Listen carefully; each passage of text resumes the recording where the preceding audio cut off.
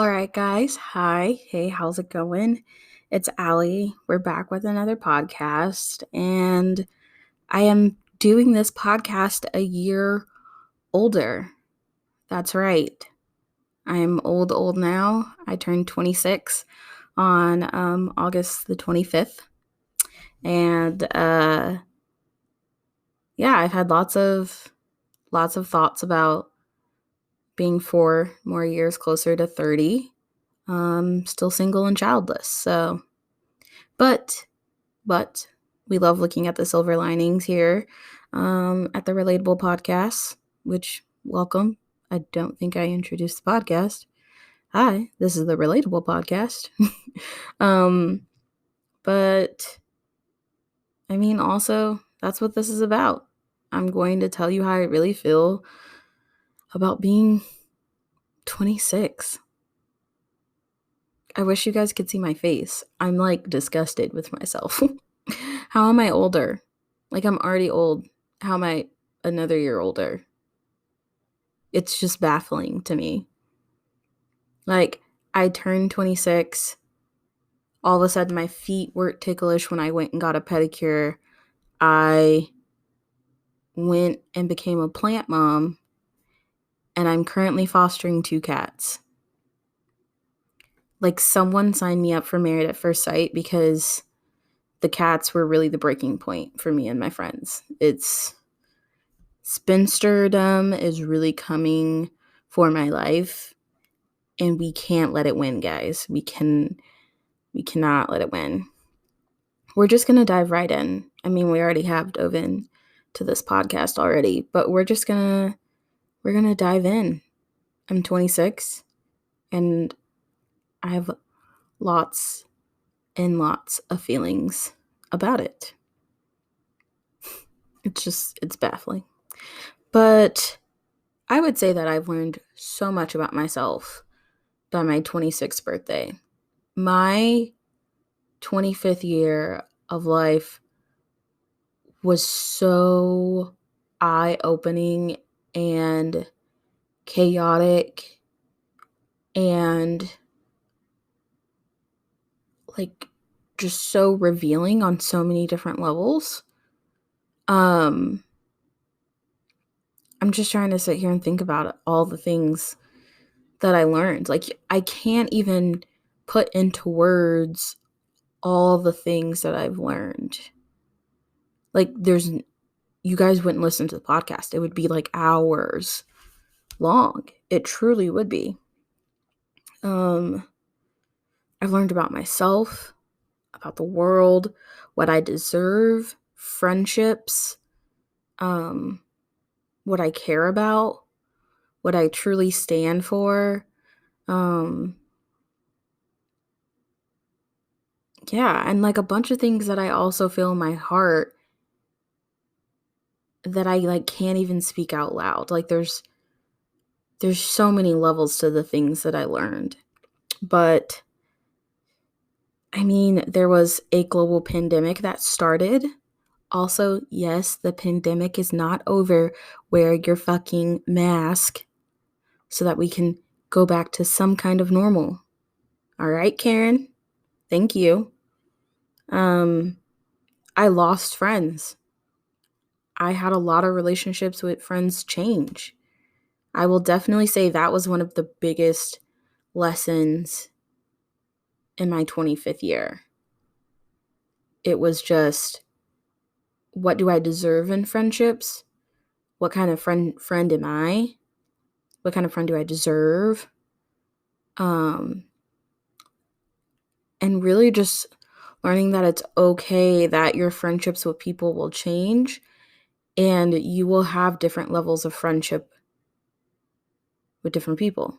I don't know if I just repeated myself, but it's just wild. Friend A over here, we could have been best friends, but we're not anymore. And that's just because we're at 2 different stages, and that's fine. I don't value our friendship any less. It's just changed. Oh, that was an email. Cool. But, God. And that really does tie into all the other things I learned about myself. Just about me in general. I'll go into this deeper into a podcast, but my 25th year of life, I also got diagnosed with anxiety, depression, and ADHD. And I've known I've had anxiety and depression for a while, but ADHD is new. And that doesn't make me less than. Honestly, those three things help me deal with myself a lot more. Like, I understand myself. And it's wild. And I'm not less than. And I'm saying this because I think sometimes I tell myself, I'm one of those people where if you came to me as a friend and you're like, hey, 26, found out I'm ADHD, I'm going to be like, dude, totally support you. Like, you're completely valid. I'm going to like totally 110% support you in that. Me, on the other hand, I'm going to be like, am I just crazy? Like, what's going on in my world? And I'm not crazy. It's just the world. Okay, the phone is going on silent. Okay. But I made a list of things that I learned my 25th year of life leading up to my 26th birthday. And I thought that you guys would like to hear them. Okay. Anyway. So, yeah, these are the things that I've learned my 25th year of life on this earth. Loneliness is okay. Friendships aren't forever, and that's also okay. Home really is where your heart is. Learn about yourself first, dive deep into it, and whatever you learn is okay. And if you need to change it, change it. Anxiety is okay. Depression is okay. ADHD is okay. Make sure that you have your support system there to support you. Know who your support system is and who you can depend on. You can be as transparent or not as transparent as you like. No one else can make you feel any different. It's okay if you cry, because it's going to happen. It's okay if you are lonely. Loneliness is something that we all have had to deal with and that we all will deal with at some point in life. And we have to learn to sit in that and be okay with ourselves. Don't give more to people than they are willing to give to you. I will repeat this again for myself and for everyone else in the world that needs to hear it. It is, do not give more to people than they are willing to give to you. You deserve friendships and relationships that are equal, that when you're down, they're supporting you. When they're down, you're supporting them. You want a true, in biblical terms, you want to be equally yoked. But yeah, don't give up more. If they're not willing to go to the ends of the earth for you, but you're willing to go to the ends of the earth for them, that's not a friendship or a relationship that you need. I'm not saying that you have to go to the ends of the earth for every single person, but you need to understand how far you guys are willing, what level of friendship you're at. And that's fine. But don't give more to people who aren't willing to give more to you. Don't do it. I learned that I am resilient as fuck. And I know if you're listening to this, you are resilient as fuck. And I'm going to say it again. And yes, I'm saying the F word. You are resilient as fuck. I don't know who needs to hear this today, but you and I both need to hear this. We have made it this far in life. We have battled so much, so many things that people do know about and things that people don't know about. And we're still here. And that means that you are one resilient motherfucker. All right? Sorry for the language, but this is just one of those moments where you have to cuss. Because you're resilient and no one can tell you otherwise. I can't tell you otherwise. Your mom can't tell you otherwise. Your boyfriend, your husband, your dad, your girlfriend, your non-binary best friend that goes by they, them. They, whoever they are, the world, society, culture, cannot tell you that you are less than, that you are not resilient. You do not have to conform to whatever Karen, Kathy, and Stacy, and Tommy, and Chad want you to do. Because you're resilient and you're a badass bitch. And whatever the synonym for bitch for man is. So, you're baddies. Point blank, period. Alright? Back to the list. I'm done with my mini rant. Alright. You'll know who your real friends are when you need them. That was something I really learned this year. It's okay to call your parents when you need them. Big shout out to Trisha Ann. I'm pretty sure she wishes that I didn't know her number. Or I was a freshman in college again where I didn't really call her as often. Know your love languages and ask people to honor them. I'm a quality time person. Anyone who knows me knows that I am a quality time basic bitch. We don't have to be talking to each other. We just have to be in the same room, both doing our own thing. As long as we are spending quality time with each other, I am satisfied. So, know your love languages and ask people to honor them. Hey, I feel this way about our friendship right now, and I think it's because I'm not being loved in this way, and that's how I need love. That's how I show love. But on the flip side, know the love languages of the people around you and honor their love languages. If they are words of affirmation, it takes 3 seconds to DM them on Instagram when you see something that thinks about them, like, hey, this made me think about you. It can be funny, it can be sassy, it can be cute, sweet, whatever. It takes 3 seconds to text that person and say, I hope you had a great day. You're a beautiful person. Never forget it. We need to really start honoring each other's love languages and how people need to be loved. Because if we can understand that, then the world will truly, I think it would truly change on a personal level, like how we deal with others. Honor your own love languages. Like, I know that I am a quality time person, so there's no reason I shouldn't ask for quality time. Know your love languages and ask for it. And you're not a bad person for asking to be loved in the way that you need to be loved or cared for. That's not a bad thing. And I don't care if you're 45 and you've been in a relationship with someone for the past, I was going to say 35 years, and I was like, you're 15. I don't know. Let's say 20. Yeah.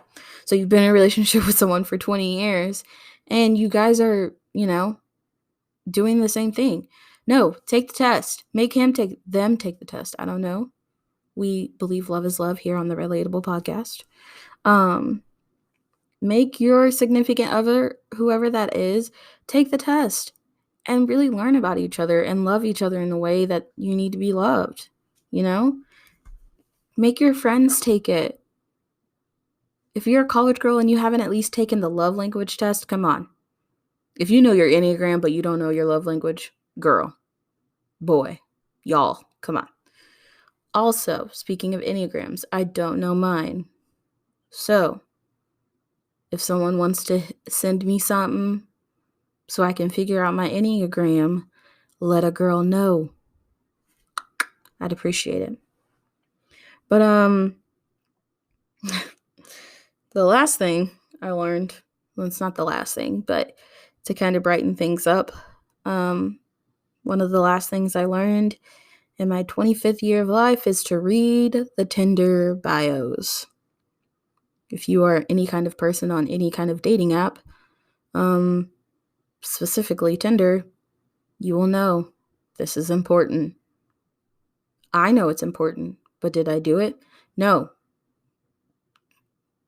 Weird things happened. Read the Tinder bios, Allyson. Read the Tinder bios. This is for all my other people out there on dating apps too. And if you're not and you're in a relationship, good for you. Do they have siblings that are attracted to me? Send them my way.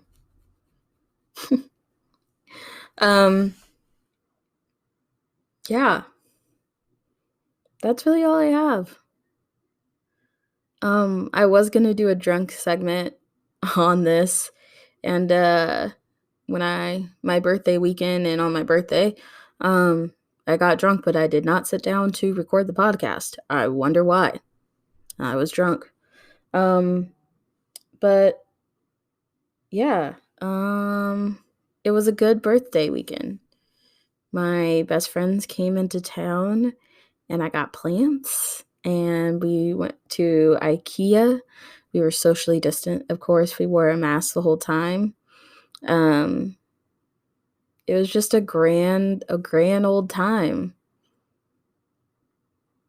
Yeah, I'm not gonna fill this episode with a bunch of filler stuff because I think I got the point around. I got the point around. I got the point across. Wow, I promise I have a master's. But yeah, I got my point across. You guys are great. Thank you for all the birthday wishes if you're listening and you wished me a happy birthday. Thank you so much. You really did help make my day. I don't know, guys. I have a good feeling about 26. I think it's going to be good. I think it's going to be a year of learning about myself even more, but also sticking up for myself in a way that I never have. Yeah, and I wish that for everyone. I wish that everyone would have a really amazing year where they learn about themselves, they're transformed, and they do what they know is best for them. Because Americans get a really bad rap, especially right now, but that's a different topic, for being selfish, Kids will stick their grandparent or their parents in a nursing home, won't visit them. They'll do things that suit them. And I think in a lot of other cultures, you give up so much of yourself to appease the culture and to appease your family and like how society sees you. And I will say that is one of the very few good things about America is that I do wish we cared more about family in some instances, which I think the pandemic has really helped a lot of people realize. I think I've seen a big shift, which is really nice, but it's not horrible to be a little selfish sometimes. So if being selfish for a little bit is going to make you closer to those you love in the long run, then do it. Sometimes you have to do for yourself so that you can come back and be 10 million times stronger for your family. But I don't ever know if these podcasts make sense. I just kind of talk. I talk to you like as if we were friends, hanging out, drinking mimosas, Bloody Marys, screwdrivers, sex on the beach, margaritas. Gosh, I miss sitting out at a bar. I miss happy hours, real happy hours. But I digress. I only said that once this podcast. But yes, stay relatable, friends, and always look for your silver lining. Talk to you next time.